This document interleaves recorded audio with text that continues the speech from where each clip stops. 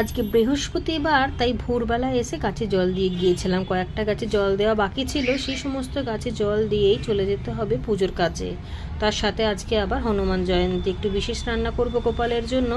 উৎসব অনুষ্ঠানে অবশ্যই গোপালের জন্য বিশেষ বিশেষ রান্না করতে হয়, তাহলে গোপাল ভারী খুশি হয়। যেহেতু গোপাল খেতে খুব ভালোবাসে আর ছাদ বাগানের কাজ, সেই জন্যই একটু কমিয়ে দিয়ে ঠাকুরের কাছে চলে গিয়েছিলাম। বেলা পড়তেই ঠাকুরের কাজ সেরে ভোগ ঠোক সমস্ত কিছু ঠিকঠাকভাবে রেখে আবারও চলে এলাম ছাদ বাগানের কাজে। ভীষণ রোদ উঠেছে, তবে রোদ ওঠাই ভালো। গরমের সময় গরম, শীতের সময় শীত এবং বর্ষার সময় বর্ষাটাই মানায়। মাটিগুলো রোদে দিয়েছিলাম সেই সকালবেলা, বেশ ভালোভাবে তেতে গিয়েছে, তাই মাটিগুলোকেও তুলে দিতে হবে। তবে তার আগে এই মাটির মধ্যে খানিকটা খাবার চুন এবং নিমখোল মিশিয়ে দেবো, তারপর ছোট ছোট গ্রো ব্যাগের মধ্যে ভরে দেবো।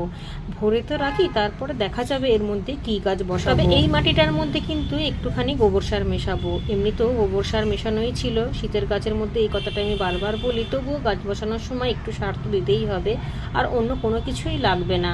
এবার মাটিটাকে একটু নাড়াচাড়া করে সারা রাত এইভাবেই ঢেকে ঢুকে রাখবো, তারপর গ্রো ব্যাগের মধ্যে ভরবো। এতে করে চুনটা পুরো মাটির মধ্যেও মিশে যাবে। এর মধ্যে একটুখানি জল ছিটিয়ে ছিটিয়ে দিলে নিমখোলটাও চারিপাশে মাটির সাথে মিশে গিয়ে কীটনাশকের কাজ করবে, কোনো সমস্যা হবে না।